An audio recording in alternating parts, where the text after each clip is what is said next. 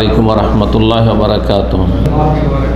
إن الحمد لله نحمده ونستعينه ونستغفره ونعوذ بالله من شرور أنفسنا ومن سيئات أعمالنا. من يهده الله فلا مضل له ومن يضلل فلا هادي له وأشهد أن لا إله إلا الله وحده لا شريك له وأشهد أن محمدا عبده ورسوله صلى الله تعالى عليه وعلى آله وصحبه وسلم تسليما كثيرا. أما بعد، فقد قال الإمام البخاري رحمه الله تعالى: باب الصلاة إلى الحربة يوم العيد.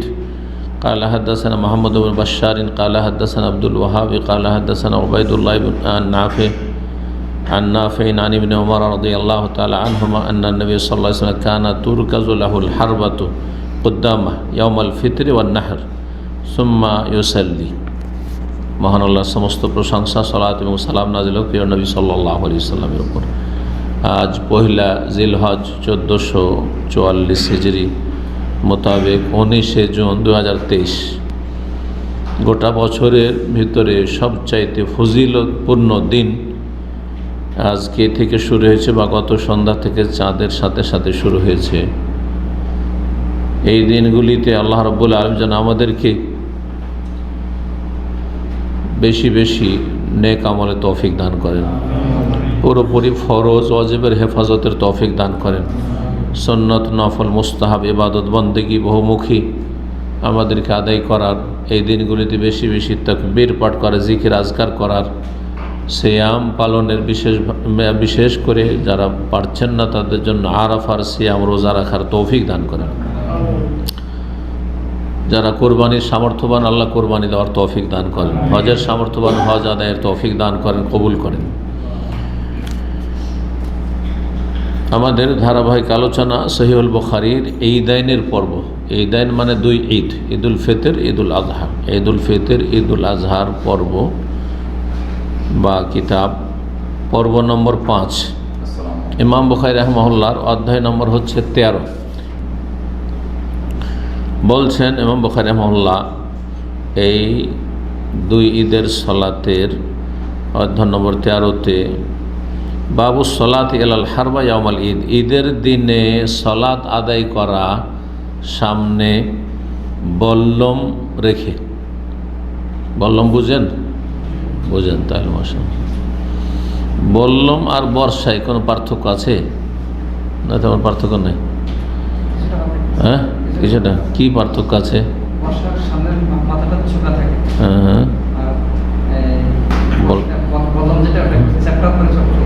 আচ্ছা, মাশাআল্লাহ, এটা একটা পার্থক্য। সামনের অধ্যায় আসবে আনাজা।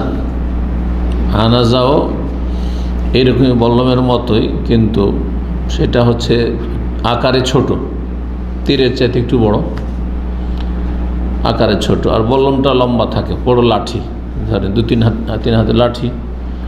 হ্যাঁ, মানুষ সমান বা কমপক্ষে 2 হাত 2.5 হাতের লাঠি। আর তার অগ্রভাগে কি থাকে? ধারালো অস্ত্র থাকে, লোহা থাকে। বল্লম, বর্ষা।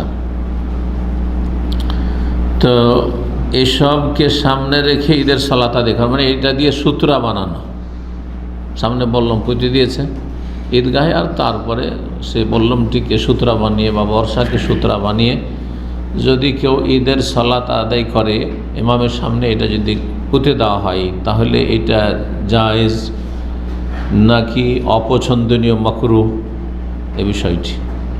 এই অধ্যায় দুটো পরপর আসছে, 13 এবং 14 নম্বর অধ্যায়, একই বিষয়, শুধু বল্লম বড় আকারে আর বর্ষা আনাজা। হারবা হচ্ছে বড় আকারে, যেটা যুদ্ধের ময়দানে, হারব মানে যুদ্ধের ময়দানে কাজে আসে, মারামারি করলে সেই যুগে তরবারি, বল্লম, হ্যাঁ, এইসব নিয়ে। আর ছোট ধরেন একবারে ছোট লাঠি, যেমন আপনার গরু ছাগলকে তাড়ানোর জন্য যেসব লাঠি করা থাকে, আর ওই লাঠির অগ্রভাগে যে ধারালো অস্ত্র থাকে এটাকে আনাজা বলা হয়। তো আনাজাও পোতা হয়েছে, ছোট আকারেরটা বড় পুঁতে সলাত আদায় করা হয়েছে বা সূত্রা বানানো হয়েছে নবী সাল্লাল্লাহু আলাইহি সাল্লামের সামনে। তাহলে এটা কি প্রমাণ করে যে এটা জায়েজ।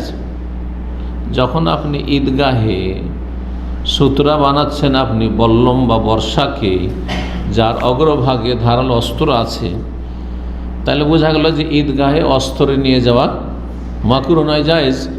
মাকরুহ নয় কি জায়েজ। অথচ গত আমরা অধ্যায় নম্বর 9 এই কিতাব সহিহ বুখারীর অধ্যায় নম্বর 9 আমরা পড়েছি বাবু মা ইউকরাহ। এই অধ্যায় হচ্ছে যে মাকরুহ অপছন্দনীয় মিন হামলি সেলাহ অস্ত্র বহন করে নিয়ে যাওয়া ফিল ঈদের দিনে বা ঈদগাহে অল হারাম এবং হারাম এলাকায়, মানে যেখানে জনগণের সমাগম বেশি, ভিড়ভাড় বেশি। ভিড়ভাড়ের জায়গায় অনিচ্ছাকৃত কাউকে লেগে যেতে পারে, কারো ক্ষতি হয়ে যেতে পারে, দুর্ঘটনা ঘটে যেতে পারে, যার ফলে ঈদের ময়দানে ভিড় হইতে পারে, সেখানে নিয়ে যাবেন না। হারামের চত্বরে নিয়ে যাবেন না, বুঝছেন। তারপরে অস্ত্র হাতে থাকলে অন্যকে ভীত সন্ত্রস্ত করা হবে, ভয় দেখানো হবে। আল্লাহর হারামে আল্লাহ ওমান দেখালেও কানা আমে না, যারা এখানে প্রবেশ করে তারা নিরাপদ। আর আপনি অস্ত্র নিয়ে হাতে নিয়ে ঘুরলে মানুষ ভয় পাবে, স্বাভাবিক। অস্ত্র ধারণকারী কেউ সবাই ভয় পায়, কী জানি একে কিছু বলা যাবে না, অন্যায় করলেও কিছু বলা যাবে না, কারণ হাতে অস্ত্র আছে। তো এখানে মাকরুহ বলা হয়েছে। এখন নবী সাল্লাল্লাহু আলাইহি ওয়াসাল্লামের সামনে যে সূত্র লাগানো হয়েছে, তাহলে দুটোতে সমন্বয় তো হইতে হবে। ইমাম বুখারী রাহিমাহুল্লাহ তাহলে এই 2 অধ্যায় দিয়ে সমন্বয় করতে চাইছেন। সমন্বয়টা তাহলে কি? সেটা হচ্ছে যে যদি প্রয়োজন হয় তাহলে অস্ত্র নিয়ে যাওয়া যাবে, যেমন নিরাপত্তার জন্য। পিস্তল নিয়ে থাকছে না, হ্যাঁ, সেনাবাহিনী, পুলিশ, হ্যাঁ, প্রশাসনের লোকেরা হারামের ভিতরে থাকছে, হ্যাঁ, কাবার পাশে থাকছে, কারণ এরা নিরাপত্তার জন্য নিযুক্ত রয়েছে, প্রয়োজন রয়েছে, জরুরি।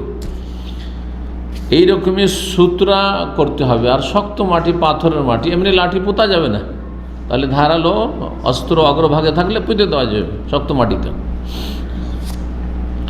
এই জন্য নিয়ে যাওয়া হয়েছে। তা এই রকমের প্রয়োজনের তাগিদে নেওয়া যাবে, প্রয়োজনের তাগিদে নিয়ে যাওয়া যাবে, কিন্তু বিনা প্রয়োজনে অস্ত্র নিয়ে যাওয়া যাবে না। বিনা প্রয়োজনে যারা ঈদ পড়তে যাচ্ছে সবাই অস্ত্র নিয়ে যাচ্ছে, যে যার অস্ত্র আছে নিয়ে যাচ্ছে।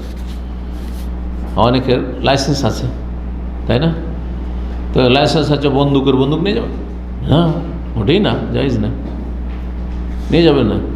কিন্তু যদি প্রয়োজন হয় যে ইমাম সাহেবের নিরাপত্তা দিতে হবে বা বিশিষ্ট মেহমান আসছেন তারপরে নিরাপত্তা দিতে হবে, সেই জন্য নিয়ে যেতে হবে, তাহলে নিয়ে যেতে হবে। তাহলে এই 2 রকম অধ্যায় দিয়ে সমন্বয় করতে চাই ইমাম বুখারী রাহিমাহুল্লাহ, এই জন্য এই হাদিসগুলো নিয়ে এসছেন।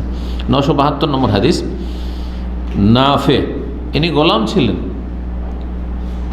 সালাফগণ গোলামদেরকে সময় সুযোগ দিয়ে সুশিক্ষিত করে তুলতেন, অথচ তারা কিছু দাস, তাদের ওপর এহসান করতেন, অবদান রাখতেন, ফ্রি হয়ে তোমরা লেখাপড়া করো। বড় ইমাম, প্রখ্যাত ইমাম, তিনি একজন মুহাদ্দিস, হাদিস বর্ণনাকারী, বহু হাদিস বর্ণনা করেছেন। আর নাফে আন ইবনে ওমর, নাফে ইবনে ওমর থেকে অধিকাংশ হাদিস নাফে বর্ণনা করেছেন। আর নাহলে তার ছেলে সালেম বিন আবদুল্লাহ, নিজের ছেলে আর কৃতদাস সাথে সাথে সহপাঠী একই সাথে লেখাপড়া করছে, কোনো রকম মানহানি ব্যাপার সমান নেই। যে এত বড় সাহাবি, এত বড় সাহাবির ছেলে, আর তারপর খলিফা আমিরুল ওমর রাদিয়াল্লাহু তাআলা নাতি পোতা, আর পড়ছে কার সাথে? একটা দাসের সাথে, বাড়ির একটা। এমনি আজকালকার মতো চাকর না, আজকালকার চাকর তো স্বাধীন মানুষ, ওকে বিক্রি করা যাবে না, হারাম, তাই না? আপনি তার মালিক না, তার 8 ঘন্টা বা 10 ঘন্টা যে সময়ের চুক্তি, ওইটুকুর মালিক আপনি। কিন্তু এর তো গোটাটারই মালিক, মাথাতে পা পর্যন্ত, একে যেখানে ইচ্ছা সেখানে বিক্রি করতে পারেন না, কিন্তু দাসের না।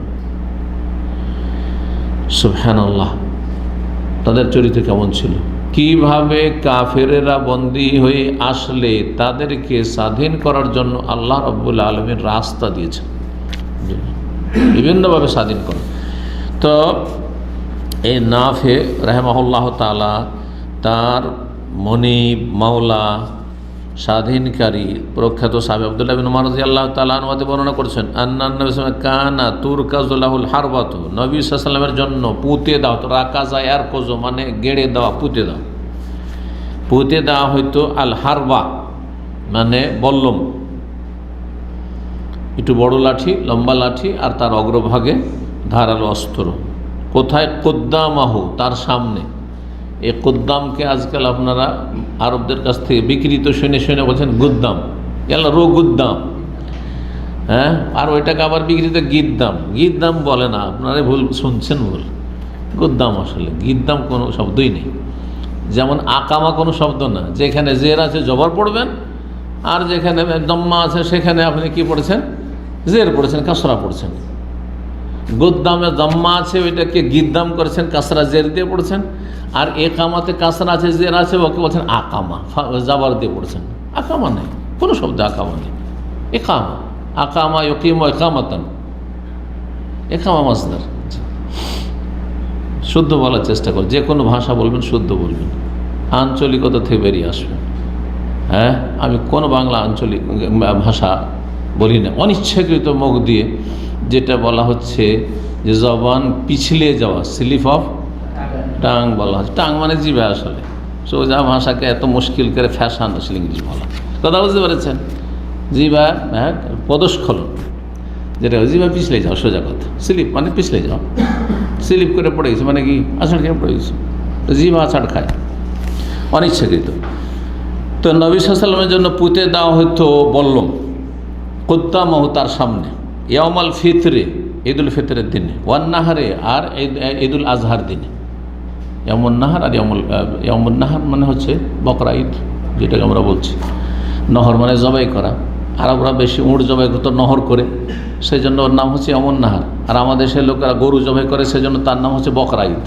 ব্যাস এইটাই, ওদের মতোই। সোম্মাই ও সাল্লি, তারপরে সালাত আদায় করতেন, মানে সেটাকে সূত্রা বানিয়ে, হ্যাঁ, যেটা অস্ত্র পুঁতে দিয়ে তারপরে সালাত আদায় করতেন। জি, সূত্রা ওয়াজিব না সুন্নাত মুআক্কাদা, এর ইখতিলাফ রয়েছে। সূত্রা লাগানো অধিকাংশ আইম্মা কেরামদের নিকট সুন্নাত মুআক্কাদা। ওয়াজিব যদি বলা হয়, তাহলে কেউ যদি বিনা সূত্রাতে সালাত আদায় করে গুনাহগার। তাহলে আপনি ওয়াজিব বললে চিন্তা করে বলতে, আপনি ওয়াজিব বলছেন, তার মানে তাকে আপনি গুনাহগার সাব্যস্ত করে, যে ব্যক্তি বিনা সূত্রে সালাত আদায় করছে। নবী সাল্লাল্লাহু আলাইহি ওয়াসাল্লাম বিনা সূত্রে সালাত আদায় করছেন। এই জন্য সঠিক মত যে সূত্রা সুন্নাত, সূত্রা ছাড়াও কেউ যদি সালাত আদায় করে, তবে যেখানে মানুষের সমাগম বেশি, যে কোনো সময় সামনে চলে আসতে পারে, সেখানে সূত্রার গুরুত্ব তখন বেড়ে যায়। কিন্তু খোলা মাঠে পড়ছেন, আপনি মসজিদে এমন জায়গায় পড়েছেন যে সামনের লোক সাধারণত আসবে না, এদিকে চলে গেছে লোকজন, কিন্তু লোকজন যাওয়া আসা করছে, আর ওইখানে আপনি সুন্নত শুরু করে দিলেন না, আপনি একটু দেরি করে শুরু করেন, না হলে চলে যান বাড়ি দিকে পড়ে। তাহলে হারবা, এই বল্লম ঈদগাহে নিয়ে যাওয়ার বৈধতা পাওয়া গেল। 14 নম্বর অধ্যায়, বাবু হামলিল আনাজাতে। এই অধ্যায় হচ্ছে ছোট বর্ষা বহন করে নিয়ে যাওয়া, আবিল হারবাতে বা বড় বল্লম বহন করে নিয়ে যাওয়া, বাইনা ইয়াদাইল ইমাম, ইমামের আগে আগে, ইয়াউমাল ঈদের দিনে। ইমাম যাচ্ছে, ইমামের আগে আগে। দেখেন সিকিউরিটি কিন্তু আগে আগে দৌড় দেয়, রাস্তাঘাটে কোনো বিপদ আপদ থাকলে বা কেউ অ্যাটাক করতে আসলে আগে থেকে যাতে প্রতিহত করতে পারে। আগে রাস্তা ক্লিয়ার করবে, তারপরে নেতার গাড়ি যাবে, হ্যাঁ, বা যিনি বিশিষ্ট ব্যক্তি, মেহমান, যে কেউ হোক না কেন। তো ঈদের দিনে অস্ত্র নিয়ে আগে আগে কেউ যাচ্ছে, আর ইমাম পেছনে পেছনে যাচ্ছে, এটা কেমন? এটাও জায়েজ, প্রয়োজন, যদি প্রয়োজন হয় তাহলে জায়েজ। কারণ ইমাম গিয়ে সাথে সাথে ঈদের সালাত শুরু করবেন, তাহলে তার আগেই অস্ত্র নিয়ে গিয়ে কী করতে হবে? পুঁততে হবে সামনে, বা লাঠি নিয়ে গিয়ে পুঁততে হবে। আমার দেশে অস্ত্র নিয়ে যাওয়ার প্রয়োজন নেই, হ্যাঁ, বল্লম নিয়ে যাওয়ার প্রয়োজন নেই, কারণ এমনি লাঠি, আপনি মাটি, দোআঁশ মাটি, বেলে মাটি, এঁটেল মাটি খুবই কম আছে। হ্যাঁ, কিন্তু যদি দেখেন যে এমন জায়গায়, শক্ত জায়গা আছে এঁটেল মাটি, যে ওইখানে ধারালো কিছু না থাকলে পোতা যাবে না, আর সূত্রার প্রয়োজন রয়েছে, আর সূত্রা করা নেই, তাহলে সেটা ভিন্ন বিষয়। তো এই হাদিস 973 নম্বর হাদিস এটিও বর্ণনা করেছেন নাফে রাহিমাহুল্লাহ তাআলা, তার মনি আব্দুল্লাহ বিন ওমর রাদিয়াল্লাহু তাআলা আনহু সাহাবী থেকে, কালা কানান নবী সাল্লাল্লাহু আলাইহি ওয়াসাল্লাম ইয়াগদু ইলাল মুসাল্লা, নবী সাল্লাল্লাহু আলাইহি ওয়াসাল্লাম সকাল সকাল ঈদগাহে যেতেন। মুসাল্লা মানে সালাতের জায়গা, মানে মুসাল্লাল ঈদ, জানি এখানকার ঈদগাহ আরবি নাম হচ্ছে মুসাল্লাল ঈদ, কিন্তু সংক্ষেপ করা হয়েছে মুসাল্লা। ইয়াগদু, গাদা একদু মানে সকালে যাওয়া, গাদা একদু মানে সকালে যাওয়া। তো সকাল সকাল যেতেন, ভোরে ভোরে যেতেন। ওয়াল আনাজাতু বাইনা ইয়াদাইহি, আর ছোট লাঠি বা ছোট বর্ষা, যার অগ্রভাগে ধারালো অস্ত্র থাকতো, ছোট বর্ষা তার সামনে বহন করা হতো। হুমালো, বহন করা হতো, কেউ তাহলে নিয়ে যাচ্ছে সামনে। অতনসাব আর পুঁতে দেওয়া হতো, রাখা জমানেও গেড়ে দেওয়া, আর নাসাবা আনসাও মানে দাঁড় করা, তার সাথে পুঁতে দেওয়া। দাঁড় করলেই তো পুঁততে হবে, এমনি তো দাঁড়িয়ে থাকবে। তো পুঁতে দেওয়া হইতো বিল মোসাল্লা ঈদগাহে বাইনে এদেহি, ইমামের সামনে মানে রাসূলুল্লাহ সাল্লাল্লাহু আলাইহি ওয়াসাল্লামের সামনে। ফায়ুসাল্লি এলিহা, অতঃপর সেটিকে সামনে করে সূত্রা বানিয়ে সালাত আদায় করতেন। 15 নম্বর অধ্যায় বলছেন বাবু খুরুজেন নিসাই ওয়াল হাইয়াজ ইলাল মুসাল্লা। এই অধ্যায় হচ্ছে নারীদের ঈদগাহে গমন এবং ঋতুবতীদের ঈদগাহে গমন।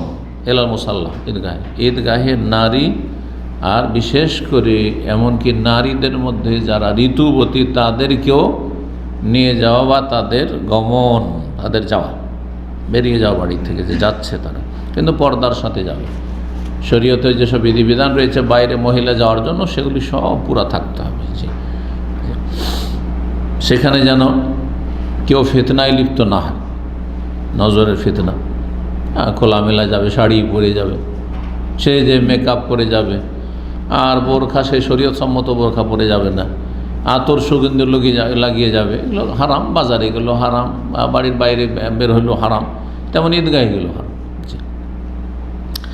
974 নম্বর হাদিস বর্ণনা করেছেন উম্মে আতিয়া রাদিয়াল্লাহু তাআলা আনহা। ঈদগাহে মহিলাদের যে যেতে নবী সাল্লাল্লাহু আলাইহি ওয়াসাল্লাম তাগিদ করেছেন, এই হাদিস সের বর্ণনাকারী হচ্ছেন উম্মে আতিয়া রাদিয়াল্লাহু তাআলা আনহা। তিনি বলছেন কালাত, তিনি বলেন আমারানা নবিয়ুনা সাল্লাল্লাহু আলাইহি ওয়াসাল্লাম, আমাদের নবী সাল্লাল্লাহু আলাইহি ওয়াসাল্লাম নির্দেশ দিয়েছেন আন নুখরিজাল আওয়াতিকা জাওয়াতিল খুদুর, যে আমরা যুবতী কুমারী পর্দানাসীনদেরকেও যেন বের করে নিয়ে যায়। আতেকাতুনের বহু বচন। আতেকাতুন মানে যারা যুবতী হয়ে উঠেছে, 15 বছর 16 বছরের মেয়েরা, বাংলায় ওদেরকে ষোড়শী বলে। জাওয়াতিল খুদুর, খিদর মানে হচ্ছে আপনার ছোট্ট খেমা, তাঁবু। আরবদের মধ্যে এটা তাদের প্রথা ছিল, প্রচলন ছিল, যে যার বিয়ে হয়নি, একেবারে সদ্য কুমারী হয়েছে, সাবালিকা হয়েছে, 12 বছর 13 বছর 14 বছর হয়েছে, এমন করে লুকিয়ে রাখতে হবে যে আশেপাশের কেউ যেন দেখতে না পারে। এত হেফাজতে রাখতে হবে, আর এত লজ্জা যে না মোটেই বেরোবে না। আর আসলে আল্লাহ এভাবে সৃষ্টি করেছেন মেয়েদেরকে সহশিক্ষা না নিয়ে গেলে দেখবেন যে মেয়েদের যে লজ্জা আছে, অবশ্যই লজ্জা আছে, পারবে না প্রথম দিনে এটা পুরুষের সাথে কথা বলতে।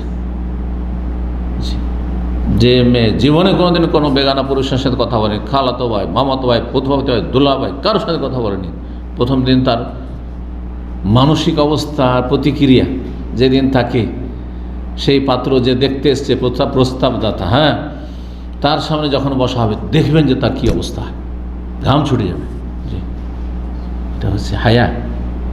হায়া আল্লাহ সৃষ্টিগতভাবে মানুষের মধ্যে রেখেছেন, আর পুরুষের চাইতে অনেক অনেক বেশি। হায়া হচ্ছে অলংকার নারীদের, সেই অলংকার ছিনিয়ে না হচ্ছে এই একসাথে লেখাপড়া, একসাথে কাজকর্ম, আর অবাধ মেলামেশা, বেহা বেপর্দা চলাফেরা করা। আল্লাহ হেফাজত করে এসব অশ্লীলতা থেকে। নির্দেশ দিয়েছেন যুবতীদের বাইরে নিয়ে গেলে বেশি ফিতনা। আর বয়সীকে 50-60 বছরের মেয়েরা যদি রাস্তায় ঘুরে, তেমন ফিতনার আশঙ্কা কম, এটা তার আশঙ্কা নেই, যদিও কিছু আছে, কিন্তু সামান্য। কিন্তু 15 বছর 16 বছর 18 বছর 22 বছর 25 বছর, এই বয়সগুলো ফিতনার সময় এগুলো। তারপরে এদেরকে নিয়ে যেতে বলা হয়েছে। এই কথা বলা উদ্দেশ্য উম্মে আতিয়া রাদিয়াল্লাহু তাআলা আনহা। তারপরে বর্ণনা করেছেন ওইরকম হাফসা রাদিয়াল্লাহু তাআলা আনহা থেকে এরকম বর্ণনা করেছেন, আর অতিরিক্ত বর্ণনা করেছেন হাফসা রাদিয়াল্লাহু তাআলা হাদিসে যে কালাত আল আওয়াতিক, যুবতী মেয়েরা জাওয়াতিল খুদুর, যারা পর্দানাসীন, পর্দার ভিতর, ওয়াতাজিলাল হাইয়াজ, ঋতুবতীরাও যাবে, কিন্তু তারা এক সাইডে থাকবে, পৃথক। এতাজালা মানে পৃথক থাকা, পৃথক হয়ে থাকবে ঋতুবতী মহিলারা মুসাল্লা, ঈদগাহে মুসল্লিদের সাথে যারা সালাত আদায় করেছে, যেসব মহিলারা পাক পবিত্র মহিলা, তাদের সাথে একাকার হবে না, আলাদা হয়ে থাকবে তারা। এটি হচ্ছে শরীয়ত। আর যারা ঈদগাহে নিয়ে যাওয়ার ব্যবস্থা করে না, তারা সুন্নতের খেলাফ কাজ করে, বরং যাদের কাছে ঈদের সালাত ফরজ, তাদের কাছে ফরজ ওয়াজিব ত্যাগ করে। আর যারা মাসলাগতভাবে বলে যে এটা না জায়েজ, তারা হাদিসের বিরোধিতা করে, নবী সাল্লাল্লাহু আলাইহি ওয়াসাল্লামের নির্দেশের বিরোধিতা করে। 16 নম্বর অধ্যায় বলছে বাবু খুরুজ সিবিয়ান এল মুসাল্লা। এই অধ্যায় হচ্ছে নাবালকদের ঈদগাহে যাওয়া, নাবালকদের ঈদগাহে গমন, নাবালকরাকে নেওয়া যাবে কি যাবে না ঈদগাহে। 975 নম্বর হাদিস বর্ণনা করেছেন তাবি আব্দুর রহমান বিন আবেস বলছে সামিয়াতু ইবনে আব্বাস, আমি আব্দুল্লাহ বিন আব্বাস রাদিয়াল্লাহু তাআলা আনহু থেকে শুনেছি, তিনি বলেন খারাজতু মান নবী সাল্লাল্লাহু আলাইহি ওয়াসাল্লাম, আমি নবী সাল্লাল্লাহু আলাইহি ওয়াসাল্লামের সাথে বেরিয়েছি ইয়াউমা ফিতরিন আও আযহা, ঈদুল ফিতর বা ঈদুল আজহাই, ঈদুল ফিতর বা ঈদুল আজহাই সন্দেহ বর্ণনাকারী হয় ঈদুল ফিতর ছিল বা ঈদুল আজহা, মানে ঈদে গিয়েছি যে কোনো ঈদে। ফাসাল্লাল ঈদা, নবী সাল্লাল্লাহু আলাইহি ওয়াসাল্লাম ঈদের সালাত আদায় করলেন। সুম্মা খাতাবা, তারপরে খুতবা দিলেন। সুম্মা আতান নিসা, খুতবা শেষ করে মহিলাদের এলাকায় আসলেন। ফাওয়াজাহুন্না, তাদেরকে ওয়াজ করলেন, তাদেরকে উপদেশ দিলেন। ওয়াজাক্কারাহুন্না, তাদেরকে পরকালের কথা স্মরণ করালেন। ওয়ামারাহুন্না বিসাদাকা, তাদেরকে দান খায়রাতের নির্দেশ দিলেন, দান সাদকা করতে বললেন।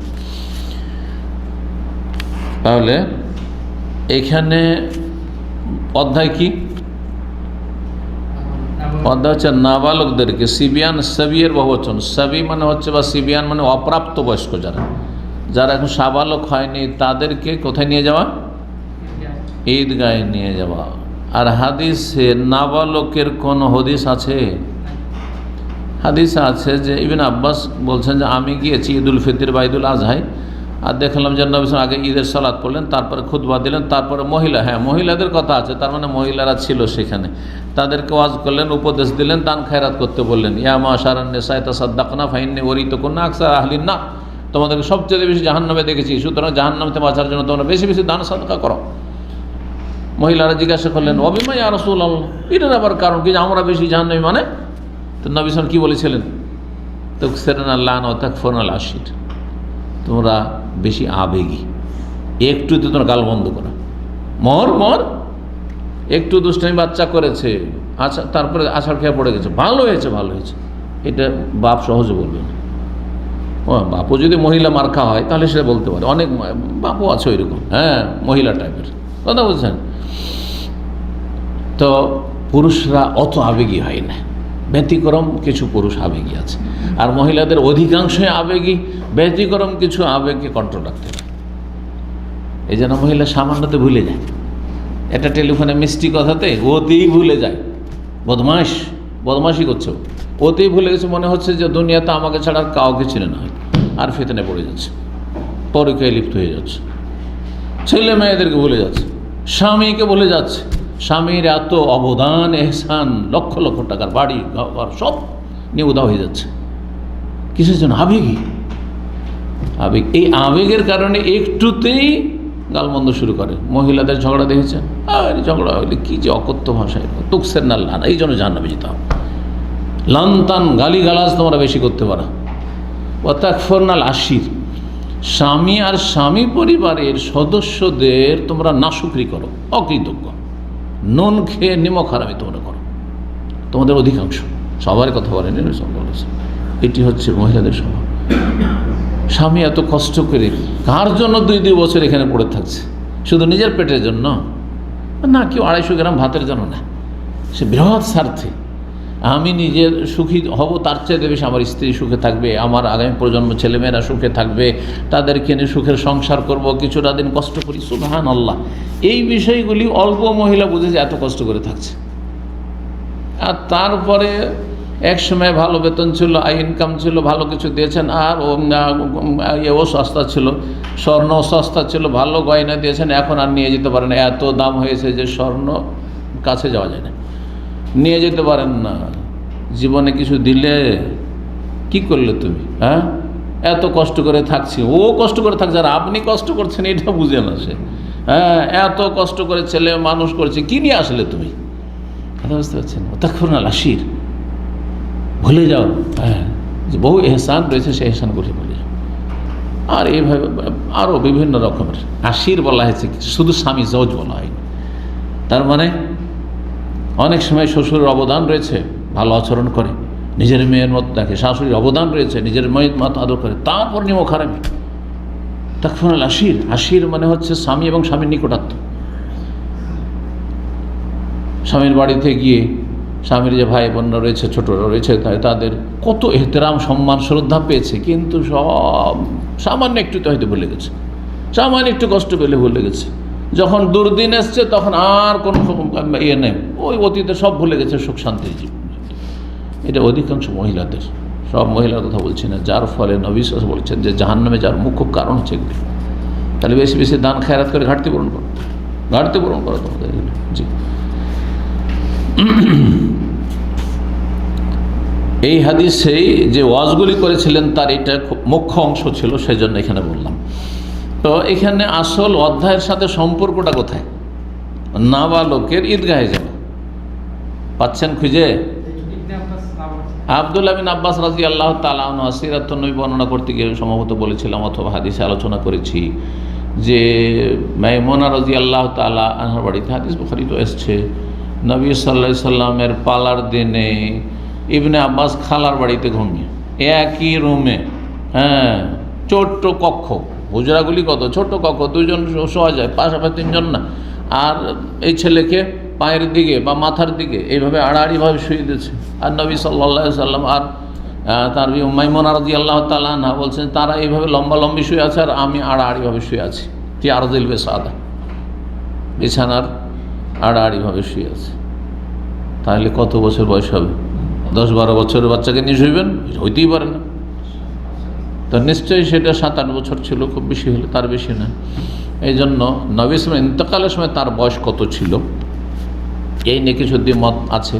কে বলেছেন 10-11, একটু কম একটু বেশি, কিন্তু 10 বা 11-র বেশি ছিল না। তাহলে বিদায় হজের সময় তার বয়স কত ছিল? 11 ধরে নেন বা 10। আর 10 বছরের বাচ্চা সাবালক হয় না। ছেলে সন্তান সাবালক হওয়ার জন্য কমপক্ষে 13 বছর লাগে। স্বপ্নদোষ হয়তো 13 বছর, 12-র আগে তো হয়ই না, 13, 14 বা 15, অনেকে 13-14 তো হয় না। জি, তো এইটা হচ্ছে যে ইবনে আব্বাস সেখানে ছিলেন ঈদে, তার মানে বাচ্চারা তাহলে ঈদগাহে যেত। একবারে ছোট বাচ্চা যদি নিয়ে যান তাহলে সামলে রাখতে হবে। হ্যাঁ, ছোট বাচ্চা মানে ধরেন যেসব বাচ্চাদের সালাতের হুকুম দেওয়া হয়নি, 7 বছর নিচে, 5 বছর, 6 বছর, 4 বছর বাচ্চা নিয়ে যাবে, তাহলে পাশে সামলে থাকতে হবে। আজ ছেড়ে দেবেন আর সেই ফুটবল খেলার মতো খেলে বেড়াবে, এটা মোটেই জায়েজ নয়। জি, এই যে এক শ্রেণীর লোকেরা রমজান মাসে তারাই পড়তে আসলে এই ছোট বাচ্চাদেরকে নিয়ে আসে খেলতামাশা করতে, এরা সারা বছরের বেনামাজি। কোন নামাজি ধার্মিক লোক, আল্লাহ ভীরু লোক এইভাবে ছোট ছোট বাচ্চাদেরকে মসজিদে এইভাবে নিয়ে আসবে না, ছেড়ে দেবে না।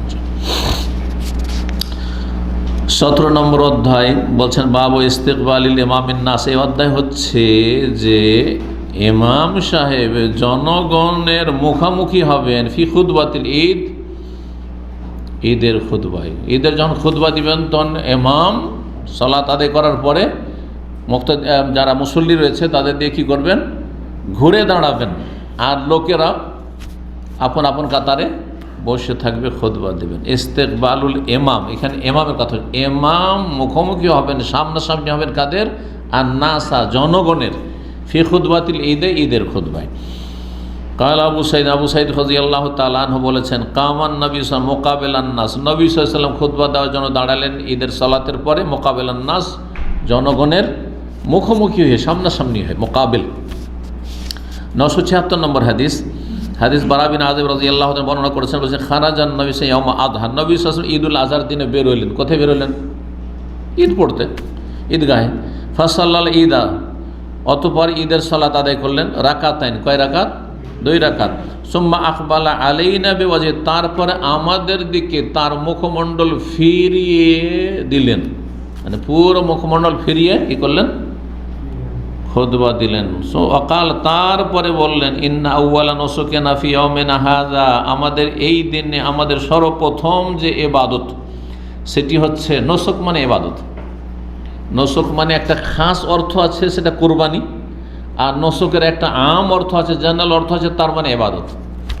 তো ইন্না সলাতি ওয়া নুসুকি ওয়া মাহইয়ায়া ওয়া মামাতি লিল্লাহি রাব্বিল আলামিন, এখানে যেহেতু সলাত আগে উল্লেখ হয়েছে, সুতরাং আর নুসুক মানে তাহলে আম ইবাদত অর্থ করাটা যেন অযৌক্তিক হচ্ছে, কারণ গুরুত্বপূর্ণ ইবাদত সালাতের কথা চলেছে। তাহলে নুসুক মানে এখানে আমার কোরবানি বা কোরবানি সংক্রান্ত যত কিছু রয়েছে। হজ উমরাও নুসুক, এই জন্য মানাসিকুল হজ, হজকে কি বলা হয়? মানাসিক। মানাসিক অ্যাপস আছে কিসের? উমরার যে পারমিশনের, এর নাম নুসুক বা মানাসিক। নুসুক থেকে মানাসিক, তো নুসুক মানে কোরবানি এবং হজ উমরা এগুলিকেও শামিল। জি, তাহলে এটা একটা খাস অর্থ, সীমিত অর্থ, আর একটা ব্যাপক অর্থ হচ্ছে নুসুক মানে যাবতীয় ইবাদতবন্দি। এই জন্য ইবাদত গুজার ব্যক্তিকে যেমন আবেদ বলা হয় তেমন নাসাকও বলা হয়। জি, কোরবানিকারী কো নাসিক হুম নাসিকু হো, সূরা হজে রয়েছে। তো বলছেন যে আমাদের প্রথম ইবাদত আজকের দিনে কি? আন নাবদা বিস সালাত, আমরা সালাত শুরু করব। তাহলে নুসুক মানে এখানে ইবাদত, মানে প্রথম ইবাদত আমাদের এখানে। নুসুক মানে কোরবানি করলাম না তাহলে, তাই না? আমাদের প্রথম ইবাদত হচ্ছে যে সালাত। সুম্মা নারজিয়া, তারপরে ফিরে যাব, ফানানহার, তারপর জবাই করব, ফিরে যাব, যেহেতু অধিকাংশ লোকের কোরবানি বাড়িতে রয়েছে। কিন্তু ঈদগাহে বা ঈদগাহের সংলগ্ন যদি আপনার কোরবানি থাকে, সেখানে কোরবানি করা হচ্ছে সুন্নাত। নবী সাল্লাল্লাহু আলাইহি ওয়াসাল্লাম করেছেন। অধ্যায় আসছে, অধ্যায় নম্বর হচ্ছে বাবুন নাহরি ওয়াজাবহে বিল মুসাল্লা, যেমন 22 নম্বর অধ্যায়। আমরা আছি এখন কিসে? 17 নম্বরে, তাই না? 22 নম্বরে আসছে।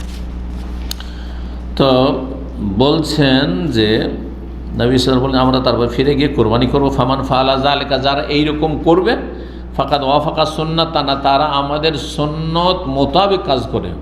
ওয়াফাকা ইউআফিক ও মুআফিক, মুআফিক মানে মোতাবেক। আমরা মোতাবেক শব্দটি আরবি আর মুআফিক শব্দটি আরবি, মোতাবেকটি ব্যবহার করি। কথা বোঝা গেছে? জি, এই জন্য অ্যাপ্রুভালকে মুআফাকা বলা হয়। আপনি যদি অফিসিয়াল আপনি টার্ম দেখেন, আপনি কোনো কিছু অ্যাপ্লাই করেছেন আর অ্যাপ্রুভালের অপেক্ষায় রয়েছেন, এটা কি বলা হয়? তাম্মাতিল মুআফাকা, মুআফাকা হয়ে গেছে। মুআফিক মানে অনুকূলে হয়, অনুকূলে, আপনার পক্ষে। আর ওর বিপরীত হচ্ছে মুখালাফা, মানে বিপরীত হয়ে যাও। ফাকাদ ওয়াফাকা সুন্নাতানা, সে সুন্নতের অনুকূলে কাজ করলো, এটা অর্থ করা যেতে পারে, বা সুন্নত মোতাবেক কাজ করলো। ওমান যাবাহ কাবলা যালিকা, কেউ যদি ঈদের সালাত পড়ার আগে জবাই করে দেয়, বলছেন ফাইন্নাহু শাইয়ুন, সেটা এমন গোস্ত হলো, এমন বস্তু হইল, আজ্জালাহু লিআহলি, সেটা নিজের পরিবারের জন্য জলদি ব্যবস্থা করলো, যে তাড়াতাড়ি আমার ছেলেমেয়েরা পরিবার কি করবে? গোস্ত খাবে। লাইসা মিনান নুসুকি ফি শাই, সেটা কোরবানি বা ইবাদতের অন্তর্ভুক্ত হলো না, আপনার এটা কোনো ইবাদত হলো না, কোরবানি হলো না। এখানে কোরবানির অর্থও করা যেতে পারে নুসুক মানে। ফাকামা রাজুলুন, জনক ব্যক্তি দাঁড়ালো আর বললো, ইয়া রাসূলুল্লাহ, আমি তো কাম খারাপ করে দিয়েছি। বলছে এমনি যাবাহাত, আমি তো জবাই করে ফেলেছি, ফজর পরে পরে জবাই করে দিয়েছি। ওয়াইন্দি জাযাতুন, তবে আমার কাছে একটি জাযা নামক, মানে একটা বিশেষ বয়সের কি আছে? হ্যাঁ, কি আছে? ছাগল আছে। এটা বকরি ছিল, এটা দম্বা নয়, বা দম্বি বা মেষ নয়। ওয়াইন্দি জাযাতুন, আমার কাছে একটি জাযা ছাগল আছে, খায়রুন মিন মুসিন্না, যেটা দাঁতা অনেক ছাগলের চাইতে বেশি ভালো, অনেক দাঁতা ছাগলের চাইতেও বেশি ভালো, 1 বছর ছাগলের চাইতে বেশি ভালো। তাহলে জাযা কাকে বলা হয়? কোন পশুকে? ছাগলের মধ্যেকার, যেটা 6 মাস থেকে নিয়ে 1 বছরের নিচে আছে, 6 মাস থেকে নিয়ে 11 মাসের ভিতরে আছে, এটাকে জাযা বলা হয়। জাযা মিনাল মাজ, বকরি। আর জাযা মিনাল দান যদি হয় তো সবার জন্য জায়েজ। আর এই ব্যক্তির জন্য শুধু খাস বিশেষ হুকুম ছিল যে তুমি শুধু করতে পারবে, যেমন এই হাদিস বারবার করে এর আগেও এসেছে, এখানে আসছে। কালা, তার সাথে বলে দিন ইজবাহা, তুমি এটি জবাই করতে পারো। ওয়ালা তাফিয়ান আহাদিন বাদাকা, তোমার পর আর কারো পক্ষ থেকে সেটি হবে না। ওয়াফায়াফি মানে হবে না, কারো পক্ষ থেকে যথেষ্ট হবে না। 18 নম্বর অধ্যায় বাবুল আলাম আল্লাযিল মুসাল্লা, এই অধ্যায় হচ্ছে যে ঈদগাহে যদি কোনো পতাকা, ফ্ল্যাগ থাকে অথবা নিশানা, চিহ্ন দেওয়া থাকে। আজকাল ঈদগাহের চিহ্ন হচ্ছে তো প্রাচীর দেওয়া আছে, যদি চারিদিকে নাও থাকে তো কিবলার দিকে কিছুটা দিয়ে রেখেছে আমাদের দেশের ঈদগাহগুলোতে, তাই না?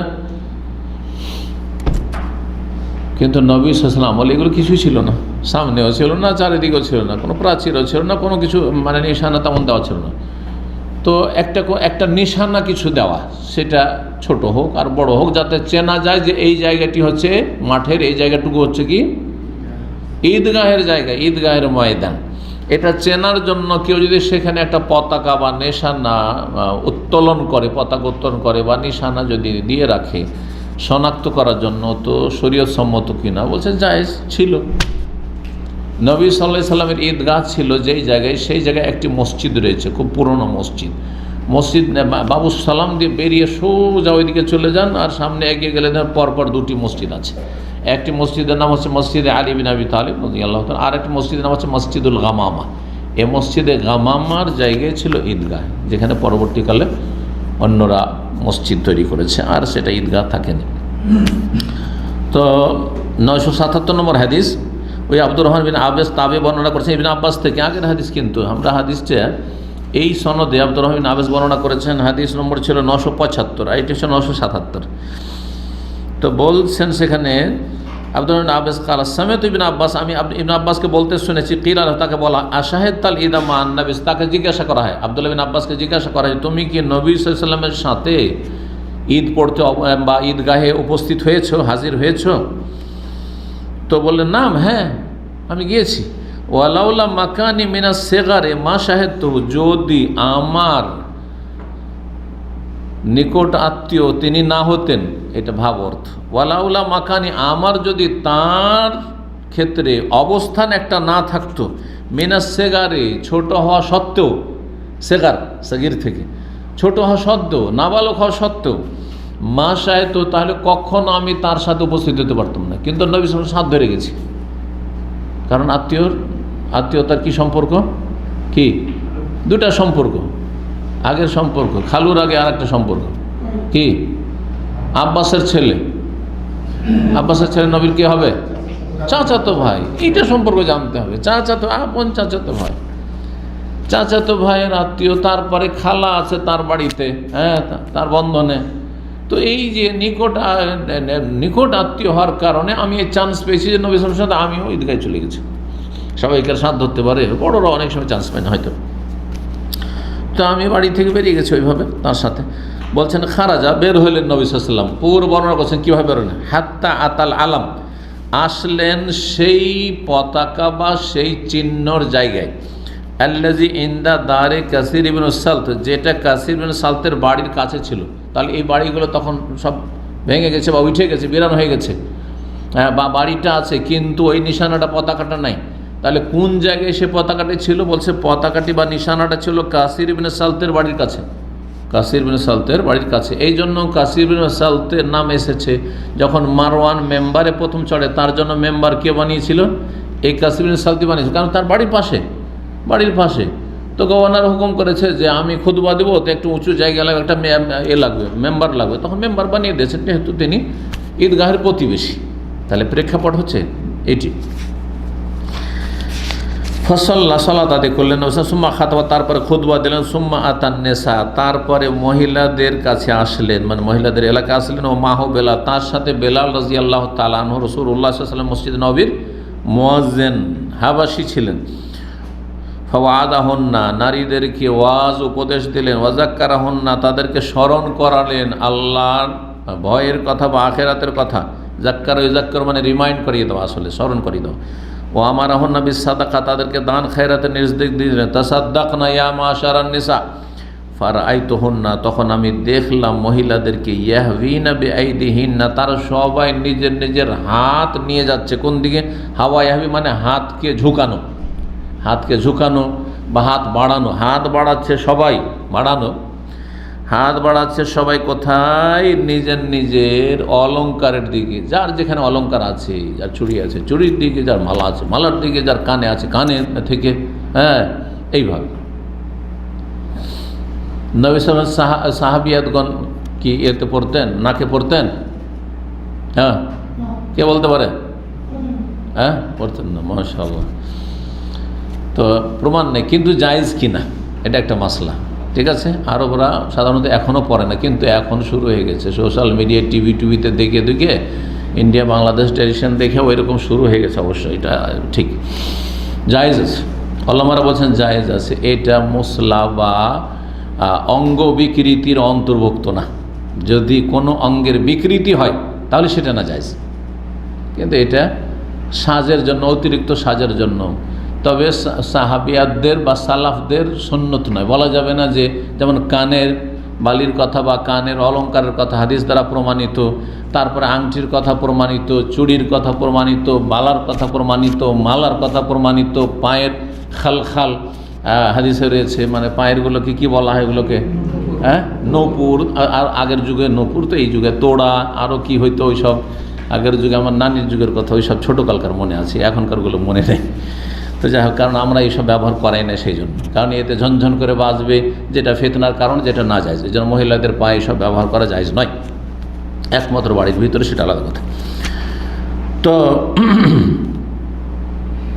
তারা সব কি করতে লাগলো, নিজের হাত বাড়াতে লাগলো নিজের নিজের অলঙ্কারের দিকে। ইয়াকজেফ না হওয়ার, সেগুলিকে নিক্ষেপ করতে, কাজাফা ইয়াকজেফ মানে হচ্ছে নিক্ষেপ করা, ফেলতে শুরু করলো। ফিস সবে বেলাল রাদিয়াল্লাহু তাআলা কাপড়ে, তো বেলাল রাদিয়াল্লাহু চাদর ধরেছিলেন। তাহলে বোঝা গেলো এখন যদি কোথাও মসজিদ মাদ্রাসা চাঁদা করতে গিয়ে অনেক সময় মসজিদের গেটে চাদর ধরছে বা গামছা ধরে আছে বা রাস্তাঘাটে করছে না, জায়েজ আছে। যদি আইনের বৈধতা থাকে তো জায়েজ আছে, কিন্তু বেআইনি কাজ করা জায়েজ নয়। আইনের বৈধতা নাই, আর আপনি সৌদি আরবে রাস্তায় দেখছেন, এখানে তো সব ধনী, একটা ধনী ভিআইপি এলাকাতে গিয়ে চাদর নিয়ে দাঁড়িয়ে আছেন দুইজন মিলে, কথা বুঝতে পারছেন? না জায়েজ কাজ এটা, তখন না জায়েজ, আপনাকে পারমিশন লাগবে। জি জি, বলিলাম রেমেন সোম্মান তালাকা, তারপরে চলে গেলেন নবী সাল্লাল্লাহু বেলাল এলাবাইতে, বাড়ির দিকে। ব্যাস, শেষ হয়ে গেল। জি, তো এই ছিল আজকের আলোচনা। আর সময় আর একটু আছে, সুতরাং আর একটা অধ্যায় এগিয়ে দিই। 19 নম্বর অধ্যায় বলছেন, বাবু মাউইজাতুল ইমামিন নিসা ইয়াউমুল ঈদ। এই অধ্যায় হচ্ছে যে ইমাম সাহেবের নারীদেরকে, মহিলাদের ঈদের দিনে ওয়াজ করবেন, মানে মহিলাদের জন্য বিশেষ কিছু আলোচনা রাখবেন। এই নয় যে ঈদগাহে শুধু রাজনৈতিক বক্তব্য, না হয় আকিদার বক্তব্য, না হয় আম জেনারেল বক্তব্য, কিন্তু মহিলা সংক্রান্ত কোনো মাসলা বললেন না।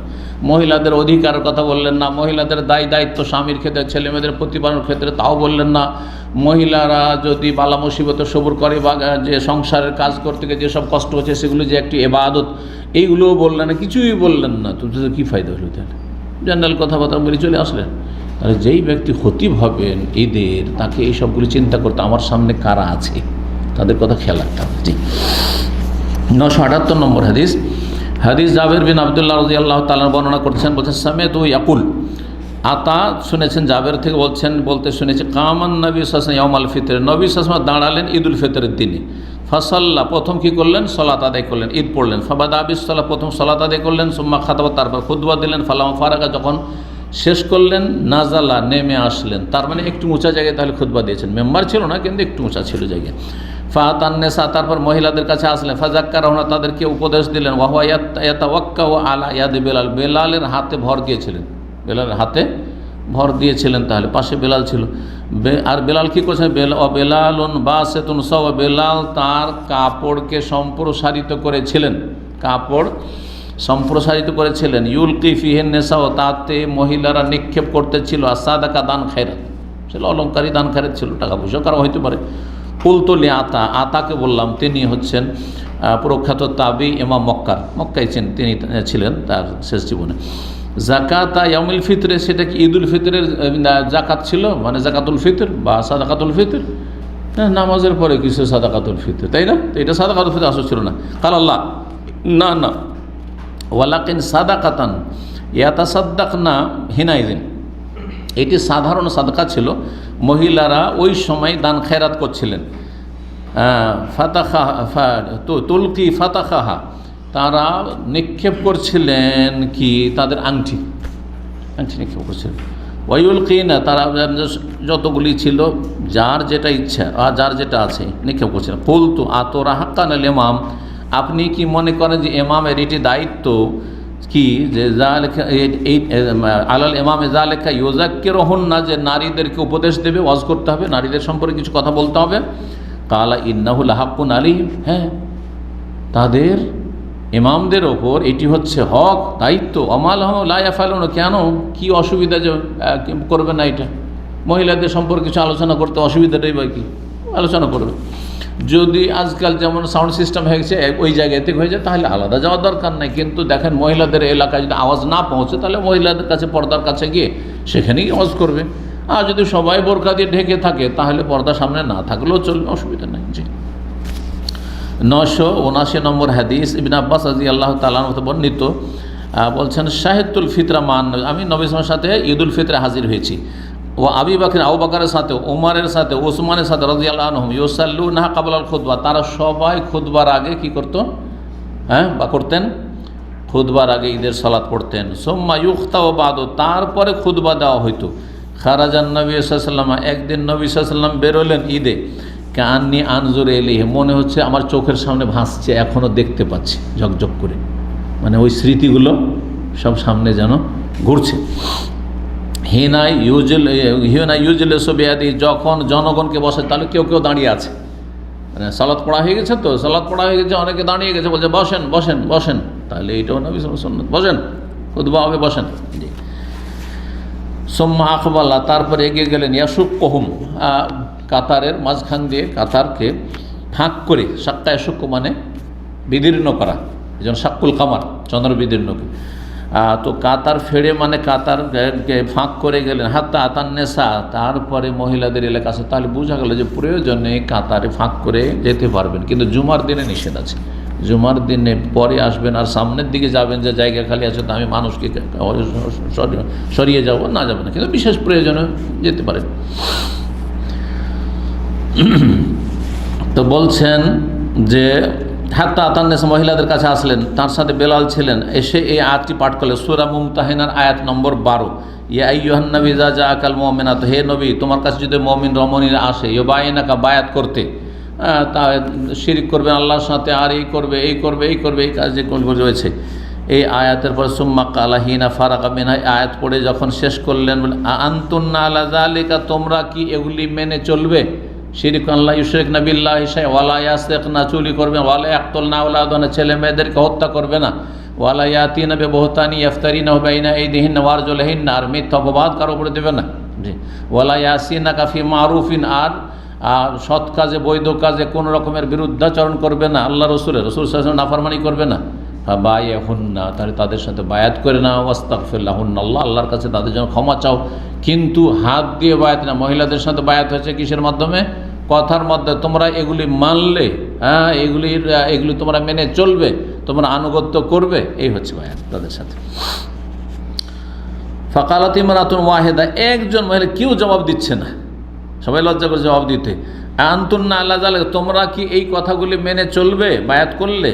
এক জনৈক মহিলা বলল, লাম ইউজিবু গায়রুহা, আর তার ছাড়া আর কেউ জবাব দেয়নি, নাম অবশ্যই মানবো। লা ইয়াদরি হাসান, হাসান জানে না যে এই মহিলা কে ছিল, মহিলার নাম জানা যায়নি। কালা ফাতাসাদ্দাকনা, সব দান খেরাত করলো। ফাবাসাতা বেলাল সাওবাহু, কাপড় বিছিয়ে দিল বেলাল রাদিয়াল্লাহু তাআলা। সুম্মা কালা হালুম্মা লাকুন্না ফেদা আম্মি উম্মি, এসো তোমরা দান খেরাত করো, আমার বাপ মা তোমাদের জন্য কুরবান হোক, উৎসর্গ হোক। বেলাল বলছেন, এটা আরবদের ভাষা, মানুষের সম্মানার্থে।